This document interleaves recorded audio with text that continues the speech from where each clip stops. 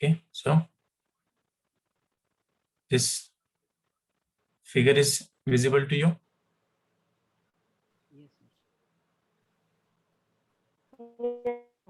Yes, So just resolved condition when we consider, so that we have discussed, the next two conditions are opposite to each other.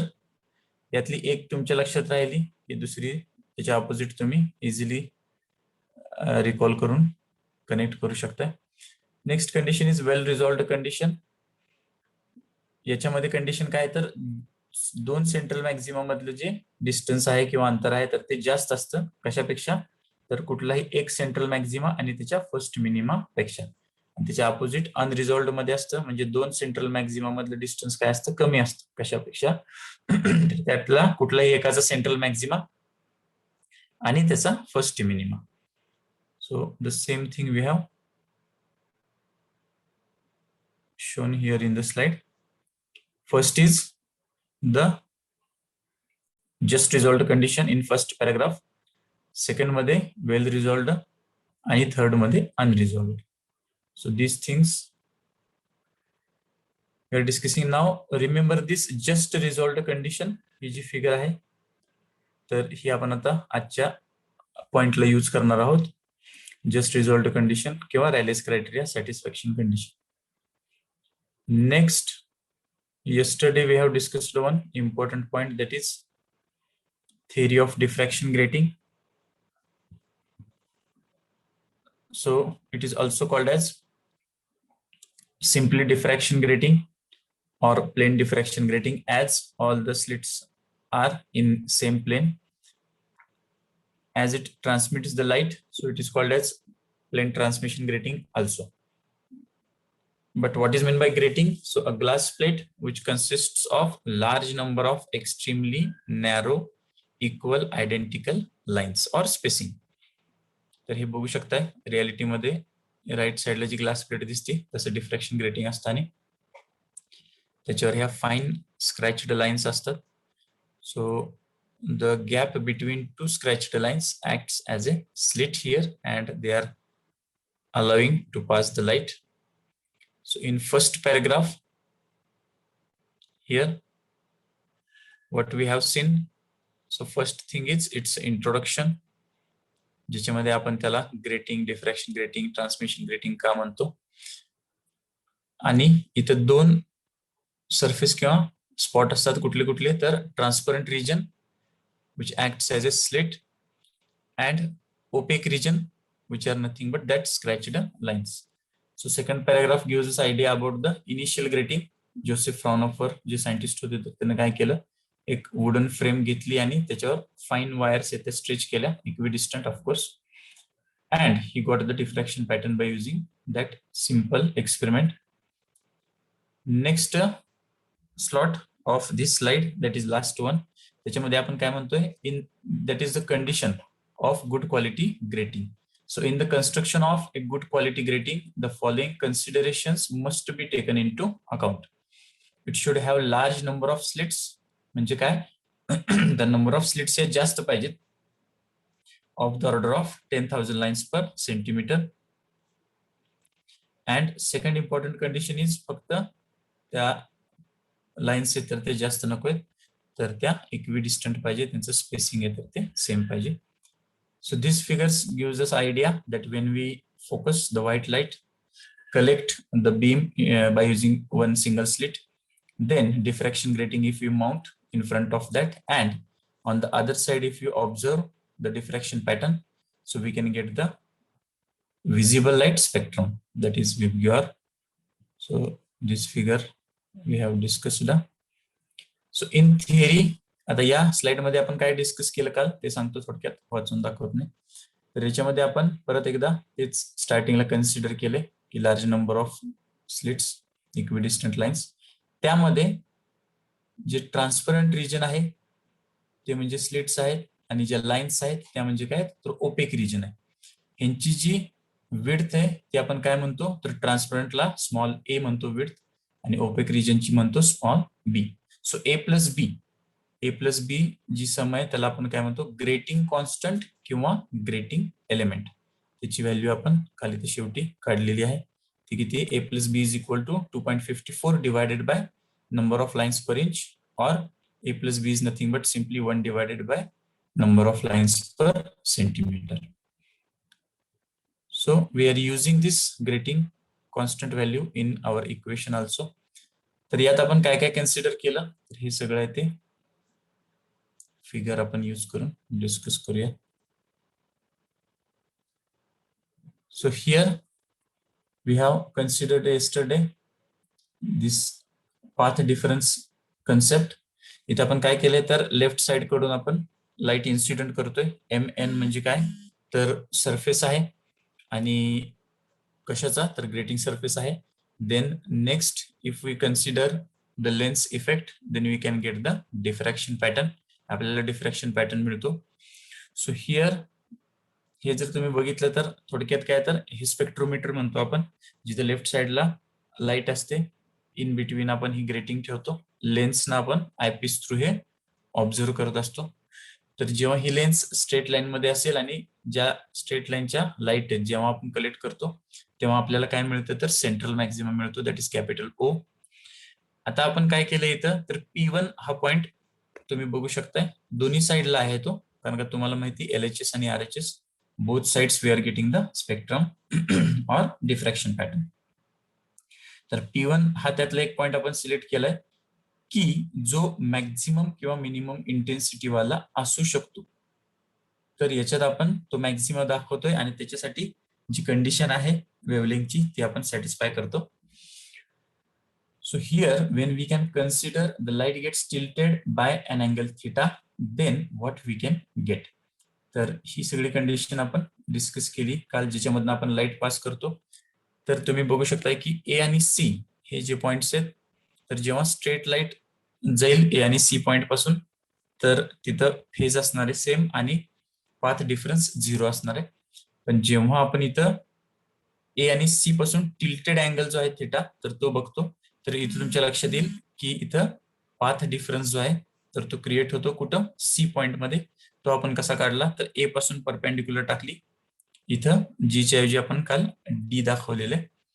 ठीक आहे, तर AD आपण perpendicular टाकतो कुठं तर जी light C पासून pass होते. So this perpendicular gives us one triangle, that is triangle ACD, and we have written the value of that triangle, and from that we can get this value, that is CD is equal to AC sin theta. हे आपण कसं काढलं तर काल आपण बघितलं, हा triangle consider केला, A पॉइंट पासून आपला थिटा आहे. So sine theta is nothing but CD upon AC. So CD is equal to AC sin theta. पण AC म्हणजे काय तुम्ही इथं बघू शकताय, AC means AB plus BC.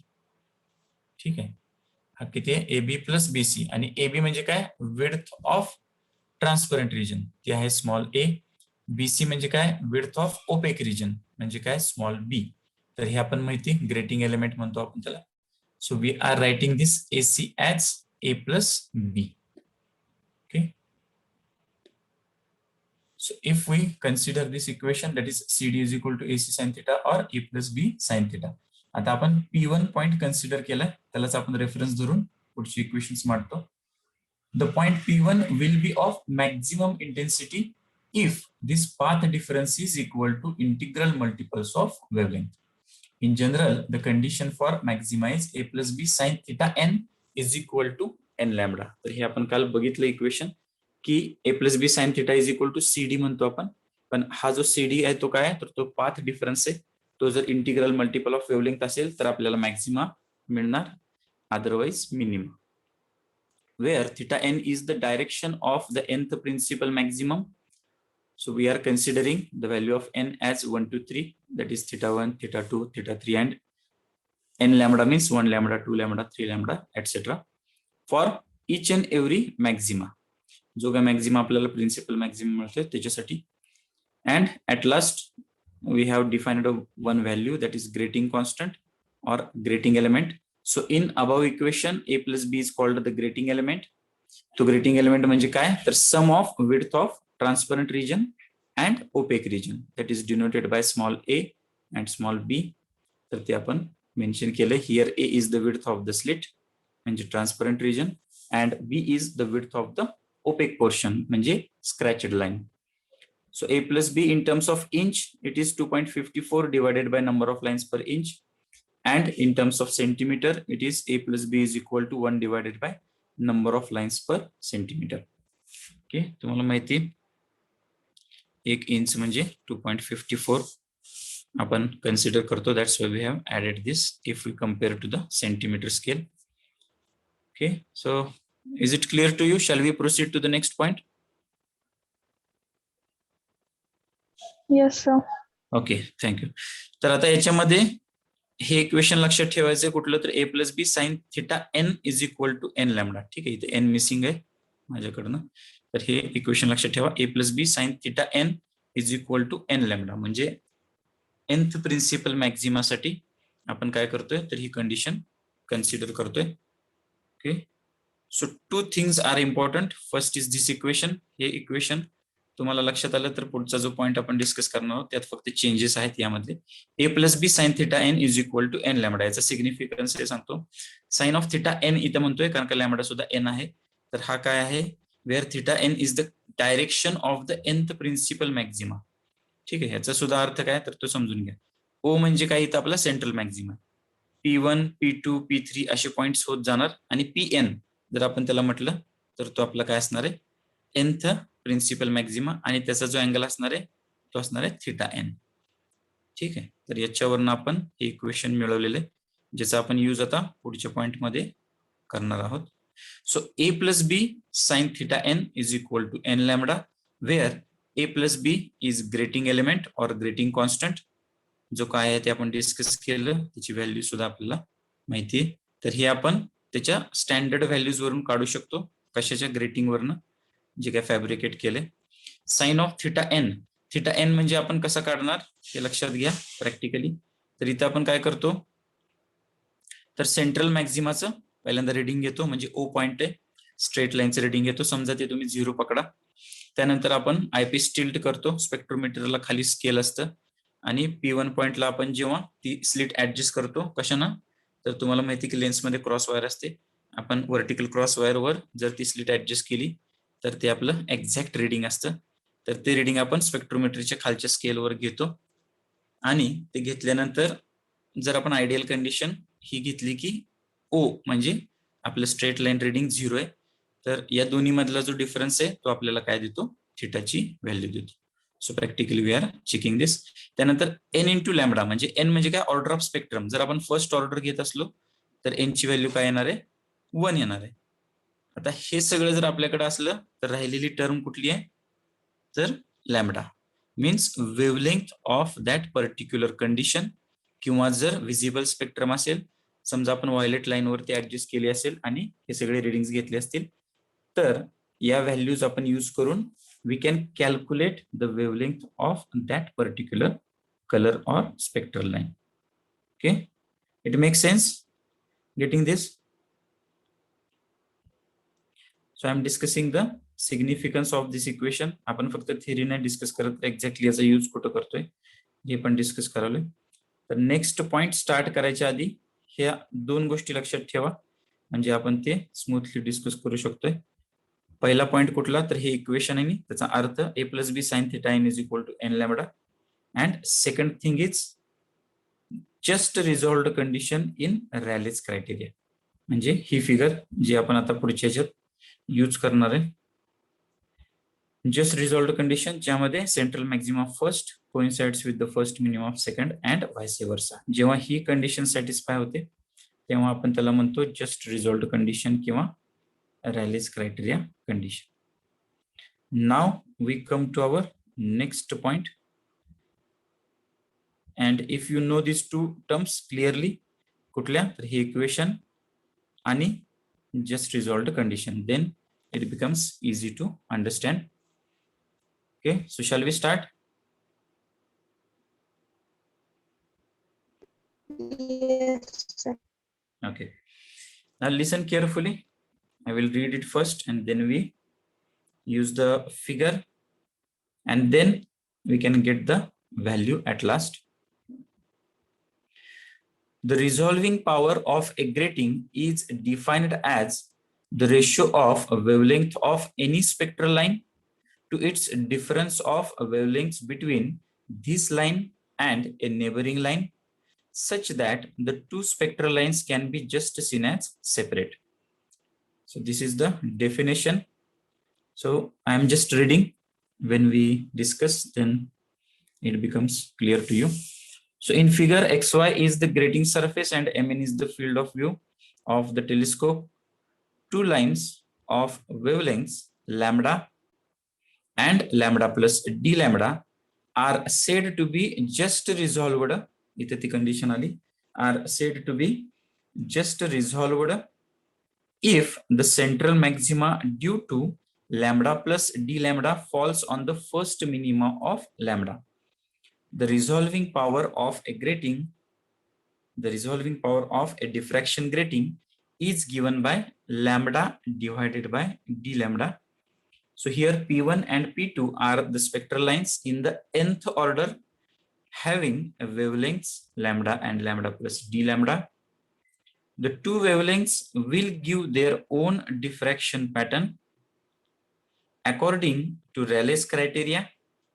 The two patterns would be just resolved if the principal maxima of one falls on the first secondary minima of the other in any order. The direction of the nth principal maxima for a wavelength lambda is given by equation just we have discussed, a plus b sine theta n is equal to n lambda. Okay, so n is missing here also. You can consider this. A plus b sine theta n is equal to n lambda. The direction of the nth principal maxima for a wavelength lambda plus d lambda is given by a plus b sine of theta n plus d theta, which is equal to n into lambda plus d lambda. ठीक आहे, आता हे आपण just वाचून काढले आणि याचा अर्थ आपण आता समजून घेऊ. So first thing is definition, that is first paragraph. The resolving power of a diffraction grating is defined as, आपण याला डिफाइन करतोय. कसं डिफाइन करतोय, तर हा एक रेशो आहे, ॲज द रेशो ऑफ, हा एक रेशो आहे कशाचा आहे, wavelength of any spectral line. ठीक आहे, फॉर एक्झाम्पल आपण लॅम्बडा पकडू, wavelength of any spectral line to lambda, 2 म्हणजे डिवायडेड बाय खाली येणार काय येणार, it's a difference of wavelengths between this line and a neighbouring line. म्हणजे ते काय म्हणतात की डिफरन्स ऑफ वेवलेंथ्स, दोन वेवलेंथ मधला डिफरन्स जो आहे कशा कशा मधला, बिटवीन धिस लाईन म्हणजे पहिली जी लाईन आहे लॅम्बडा वेवलेंथ असलेली, अँड ए नेबरिंग लाईन म्हणजे त्याच्या शेजारची जी लाईन आहे, such that two spectral lines can be just seen as separate. Condition काय, तर त्या दोन स्पेक्ट्रल लाईन्स आहेत तर त्या आपल्याला सेपरेट दिसल्या पाहिजेत. ठीक आहे, म्हणजे याचा थोडक्यात अर्थ काय, तर lambda divided by D lambda, यालाच आपण काय म्हणतो, रिझॉल्विंग पॉवर ऑफ ग्रेटिंग. आणि हे शेवटी तुम्ही बघू शकताय की आपल्याला जी व्हॅल्यू मिळते ती कशात मिळते, तर lambda divided by D lambda which is equal to n into capital N. तर इथं आपण जे आता डिफाइन केलं तर ते म्हणजे काय, तर हे आहे lambda divided by D lambda. म्हणजे काय, तर परत एकदा डिफाइन करतो, the resolving power of diffraction grating is defined as it is the ratio of wavelength of any spectral line म्हणजे lambda to its a difference between this line and a neighbouring line. म्हणजे एक एक्झाम्पलच घेऊ आपण numerical, की lambda जी आहे त्याची wavelength आहे 5896 angstrom आणि त्याच्या शेजारची जी वेवलेंथ आहे ती आहे 5890 अँगस्ट्रॉम. ठीक आहे, म्हणजे 5896 आणि 5890. तर या जर दोन वेवलेंथ आहेत तिच्या जवळजवळ आहेत.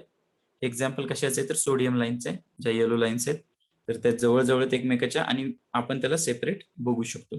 तर या दोन्ही मधला डिफरन्स काय येणार, 6 अँगस्ट्रॉम. ठीक आहे, 5896 मायनस 5890, तर तो 6 अँगस्ट्रॉम म्हणजे काय आला, डी लॅम्बडा, तो आपण इथं खाली लिहिणार, मीन्स 5896 डिवायडेड बाय 6 अँगस्ट्रॉम. तर हा जो रेशो आहे त्यालाच आपण म्हणतो resolving power. Okay, so this we have defined here. The resolving power of a grating is defined as आता हे परत एकदा रिपीट करतो. Ratio of wavelength of any spectral line, for example 5896 angstrom, to its difference of wavelength between this line and a neighbouring line. म्हणजे या दोन्ही मधला difference 5896 minus 5890 that is 6 angstrom. Such that, पण कंडिशन काय, two spectral lines can be just seen as separate. म्हणजे इथं just resolved condition ही satisfy झाली पाहिजे आणि तेच या खाली पॅराग्राफ मध्ये लिहिलेले. आता हे जे मी वाचलंय ते आपण फिगरचा यूज करून डिस्कस करूया, so it make sense to you. So this is a grating and this is a screen. So you can see here that we are passing the light through the grating. आता हे तुम्हाला कळले की हा top view आहे ग्रेटिंगचा. ठीक आहे, तर हा जो ग्रेटिंगचा टॉप व्ह्यू आहे, तर त्यातनं आपण ही लाईट पास करतोय. लाईट कशातनं पास होणार आहे, तर ट्रान्सपरंट रिजन मधून ही पास होणार आहे. आता इथं आपण काय केलंय, तर जो सेंट्रल मॅक्झिमा आहे आपला तो पी पकडा तुम्ही, आणि त्यानंतर P1 आणि P2 ह्या ज्या दोन स्पेक्ट्रल लाईन्सचा सेंट्रल मॅक्झिमा दिसतोय, तर तो काय आहे, तर nth प्रिन्सिपल मॅक्झिमा आहे. nth प्रिन्सिपल मॅक्झिमा म्हणजे आपली ही कंडिशन कशाची, resolving power this one, a plus B sine theta n is equal to n lambda. म्हणून तुम्हाला म्हटलं की हे इक्वेशन हे आपण इथं यूज करणार आहोत. So here we have written that values. a plus B sine theta n is equal to n lambda nth principal maxima साठी आपण मेन्शन केले, आणि a plus B sine of theta n plus D theta which is equal to n into lambda plus D lambda. हे कशासाठी, तर lambda plus D lambda wavelength साठी. तर ते आपण या फिगर मध्ये बघू शकतोय. ठीक आहे, म्हणजे दोन इक्वेशन आपण मांडले, ते कशाच्या बेसिसवर, तर पहिले इक्वेशन आहे ही जी डार्क शेड असलेली जी सेंट्रल मॅक्झिमा आहे त्याच्यासाठी, आणि त्यानंतर डॉटेड शेड असलेली जी सेंट्रल मॅक्झिमा आहे त्याच्यासाठी दुसरं इक्वेशन आहे. म्हणजे थोडक्यात P1 आणि P2. So consider here nth principal maxima and to central maxima we are showing for two wavelengths. First wavelength is lambda and second wavelength is lambda plus D lambda.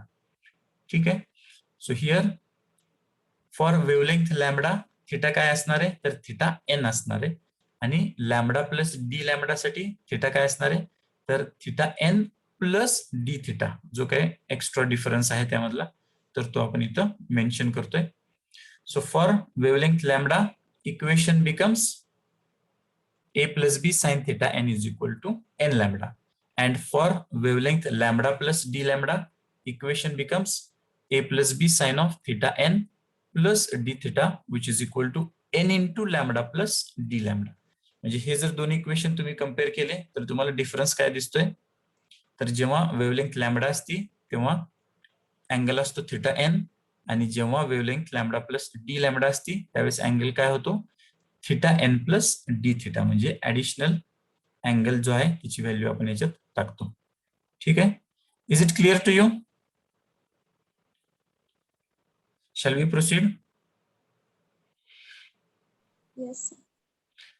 ठीक आहे, तर हे दोन गोष्टी कुठल्या कुठल्या, तर रिझॉल्विंग पॉवर ऑफ डिफ्रॅक्शन ग्रेटिंग म्हणजे काय, तर हा एक रेशो आहे lambda divided by D lambda, ते आपण डिस्कस केलं. आणि यामध्ये आपण काय करतोय, जस्ट रिझॉल्व्ड कंडिशन ही सॅटिस्फाय झाली पाहिजे, तीच आपण इथं डिस्कस केली आहे. इथे तुम्ही वाचू शकता, बघू शकता की रॅलेस क्रायटेरियाची जस्ट रिझॉल्व्ड कंडिशन आपण इथं मेन्शन करतोय. तर जस्ट रिझॉल्व्ड कंडिशन जेव्हा सॅटिस्फाय होती तर त्यावेळेस आपण हे इक्वेशन मांडतो. कुठले कुठले, तर nth प्रिन्सिपल मॅक्झिमा लॅम्बडासाठी आणि nth principal maxima lambda plus D लॅम्बडासाठी. तर हे तुमचं जर क्लिअर असलं तर पुढची स्लाइड आपण डिस्कस करूया. तर या फिगरमध्ये पण तुम्ही बघू शकताय की लाईट आपण ग्रेटिंग मधून पास केली, आपल्याला काय मिळाले, स्पेक्ट्रम मिळाले. स्पेक्ट्रम म्हणजे काय, तर दोन सेंट्रल मॅक्झिमा आपण कन्सिडर करतोय, पण ते कुठल्या, तर nth कंडिशनला. म्हणून थिटाला आपण थिटा n म्हणतोय आणि डी थिटा n सुद्धा म्हणतोय. कशासाठी, तर लॅम्बडा प्लस डी लॅम्बडासाठी. Now come to the last portion of this discussion, that now listen carefully. These two lines will appear just resolved if the angle of diffraction theta n plus d theta also corresponds to the direction of the first secondary minima after the nth principal maxima at P1. So it is difficult one. We will discuss this. That's why I have requested you that listen carefully. I can repeat once again. These two lines will appear just resolved. या दोन lines just resolved या appear होतील कधी? If the angle of diffraction theta n plus d theta also corresponds to the direction of the first secondary minima after the nth principal maxima at P1. This is possible if the extra path difference is introduced, that is lambda by capital N, where N is the total number of lines on the grating surface. So if we consider this condition, then equation 1 becomes, आपलं जे first equation आहे ते काय होईल? A plus B sin of theta n plus d theta, which is equal to n lambda plus lambda by capital N. ठीक आहे. तर आता हे आपण थोडंसं डिस्कस करूया. एकदा हे तुम्हाला कळलं की पुढे फक्त आपण चेंजेस करतोय आणि व्हॅल्यू काढतोय. That is simple one.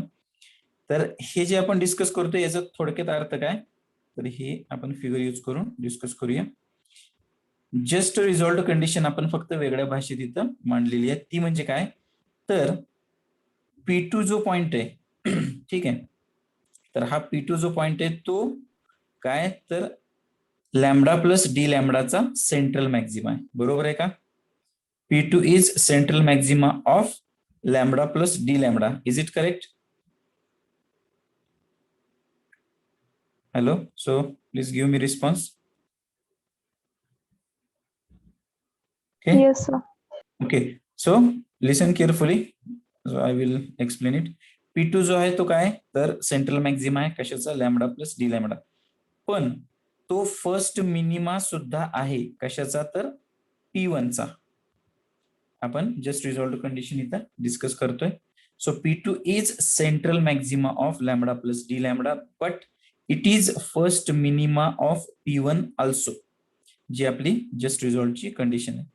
मग आपण इथं काय करतोय, या P1 चा जो फर्स्ट मिनिमा आहे त्याला आपण आता काय करतोय, इथं डिफाइन करतो. ठीक आहे. आता आपण इकडं इक्वेशन बघूया. तर ते इक्वेशन काय आलं, A plus B sine theta n plus D theta is equal to n lambda plus lambda by n. आता हे इक्वेशन कसं आलं ते आपण बघू. तर हे लॅम्बडा बाय n काय प्रकरण आहे ते आपण चेक करू. तर इथं आपण काय म्हटलंय की ही कंडिशन कधी सॅटिस्फाय होईल, तर जेव्हा आपण हा पाथ डिफरन्स ऍड करू, जो कशावर डिपेंडंट आहे, तर या व्हॅल्यूवर. कुठली व्हॅल्यू, तर lambda divided by capital N. पण याचा नेमका अर्थ काय, तर lambda divided by capital N म्हणजे N इथं काय, N is the total number of lines on the grating surface. N means what, total number of lines on the grating surface. म्हणजे जर त्या ग्रेटिंगवर 20,000 लाइन्स असतील तर N ची व्हॅल्यू काय येणार, 20,000. इथं पर सेंटीमीटर आपण डिस्कस करत नाही. N is the total number of lines on the grating surface. So when we consider that total number of lines on grating surface, then this ratio is the extra path difference which we are introducing. तर हा factor आहे, तर तो आपण use करतो इथं, that is lambda divided by capital N.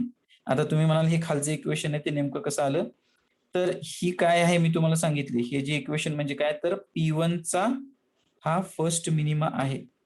ठीक आहे. आता P2 चा जर सेंट्रल मॅक्झिमा बघितला तुम्ही, तर तो काय आहे, इथे इक्वेशन दिले आपण, A plus B sine of theta n plus D theta is equal to n into lambda plus D lambda. तर हे इक्वेशन काय आहे, तर P2 चा सेंट्रल मॅक्झिमा. पण P1 चा फर्स्ट मिनिमा सुद्धा तिथेच आहे, कोइन्साइड होतोय. तर तोच आपण इथं कसं लिहिलंय, तर A plus B sine of theta n जो आहे, हे पहिले इक्वेशन, त्यामध्ये आपण डी थिटा ऍड करणार आणि n लॅम्बडा मध्ये आपण काय केलंय, तर हा पाथ डिफरन्स इंट्रोड्यूस केला. म्हणजे थोडक्यात पहिले इक्वेशन आहे ते आपण मॉडिफाय केलं. पहिले इक्वेशन काय होतं, तर A plus B sine theta n is equal to n lambda. पण आता ते काय झालं, A plus B sine theta n plus D theta which is equal to n lambda plus lambda upon capital N. म्हणजे आपण first इक्वेशनला adjust केलं कशासाठी, तर सेकंड इक्वेशनला मॅप करण्यासाठी किंवा कोइन्साइड्स करण्यासाठी. Is it clear to you? Yes. Okay, Yes, और sir. Once again Yes, I have sir. To repeat. याच्यात फक्त बघा थोडक्यात सांगतो, पहिलं जे इक्वेशन दिसते, दुसरं जे इक्वेशन दिसते, तर याच्यामध्ये फरक काय, तर पहिला लॅम्बडा आहे, दुसरा लॅम्बडा प्लस डी लॅम्बडा आहे, वर थीटा एन आहे, खाली theta N plus D theta आहे. का, तर त्याच्या वेगवेगळ्या पोझिशन्समुळे. आता आपण काय केलंय, तर पहिल्याच इक्वेशनला जस्ट रिझॉल्व्ड कंडिशन मुळे फर्स्ट मिनिमासाठी ऍडजस्ट केलं. ठीक आहे, म्हणजे A plus B sine theta N is equal to N lambda हा सेंट्रल मॅक्झिमा झाला. पण जेव्हा त्याचा आपण फर्स्ट मिनिमा कन्सिडर करणार, जो P2 ला कोइन्साइड होतोय, का तर आपल्याला ते इक्वेशन कोइन्साइड असल्यामुळं कम्पेअर करायचे, तर त्याच्यासाठी काय होणार, ए plus B sine theta N मध्ये आपण डी थिटा ऍड करणार आणि एन लॅम्बडा मध्ये हा पाथ डिफरन्स ऍड केला, जो कशावर डिपेंडंट असतो, तर नंबर ऑफ लाईन्स पर ग्रेटिंगवर डिपेंडंट असतो. आता तुम्ही म्हणाल हे कशासाठी करायचं सर एवढं सगळं, तर हे इक्वेशन आपण आता कम्पेअर करणार. कुठले कुठले, तर हे second equation A plus B sine theta N plus D theta is equal to this, आणि इथं सुद्धा तुम्हाला LHS तीच दिसणार, A plus B sine theta N plus D theta is equal to this one. Means here LHS are same, so we can compare the RHS. परत एकदा दाखवतो, this is LHS which is same. RHS काय, N into lambda plus D lambda, आणि इथं LHS परत तीच आहे, आणि RHS काय, N lambda plus lambda divided by capital N. So from equation 2 and 3 we get, आपण जेव्हा या दोन इक्वेशनला कम्पेअर करतो, तर आपल्याला इथं काय मिळणार, तर N lambda plus lambda by N म्हणजे ही RHS, आणि N into lambda plus D lambda, ज्याला आपण काय केलं, मल्टिप्लाय केलं आत ब्रॅकेटला, तर N lambda plus N into D lambda आलं. आता यामध्ये कॉमन टर्म्स कुठल्या, N lambda is the common term, cancels each other, राहतं काय, N into D lambda plus lambda by capital N, किंवा simply lambda divided by D lambda is equal to capital N into small N. आता हे आपण simplify केलं, पण याचं meaning काय, the above equation shows that resolving power of a grating depends on the order of spectrum and the number of lines on the grating surface but does not depend upon the grating element.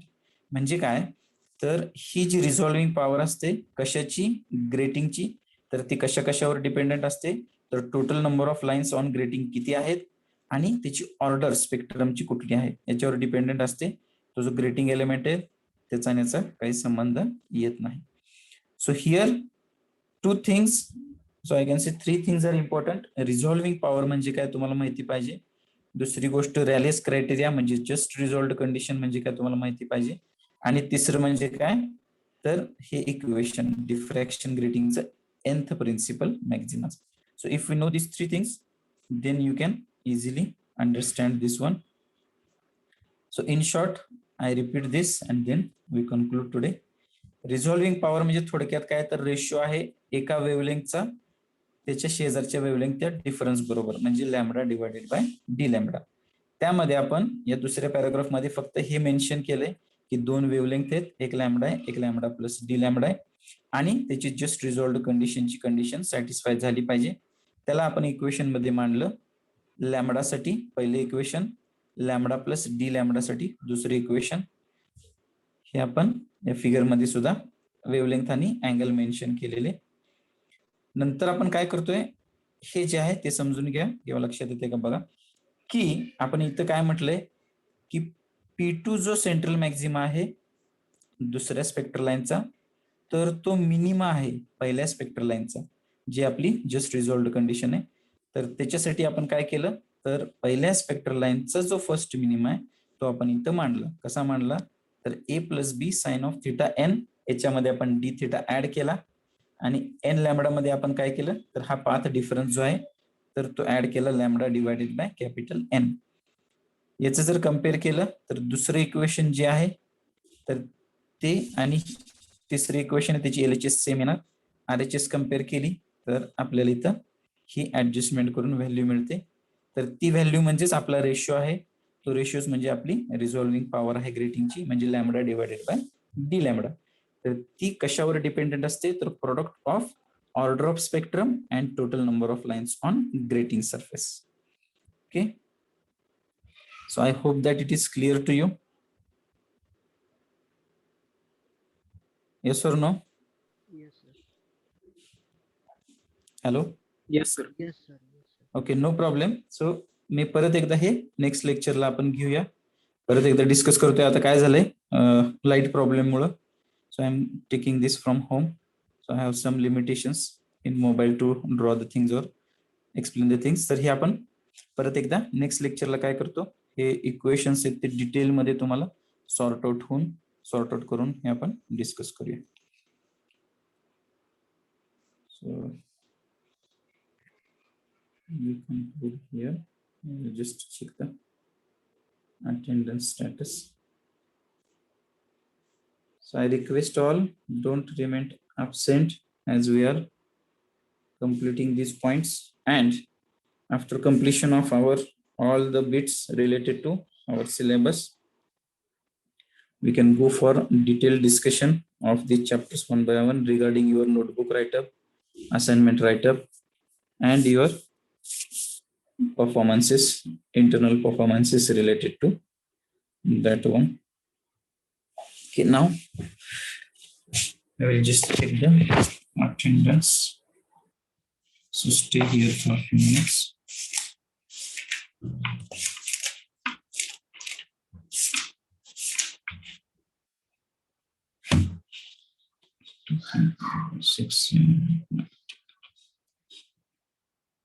Roll number 18 आहेत का? Roll number 18. 24. Roll number 24. 26. 29. 35. 36. Roll number 35. 36. 39. 40. Roll number 39. 40. Roll number 50. 53%. Roll number 55. 58. 59. 62.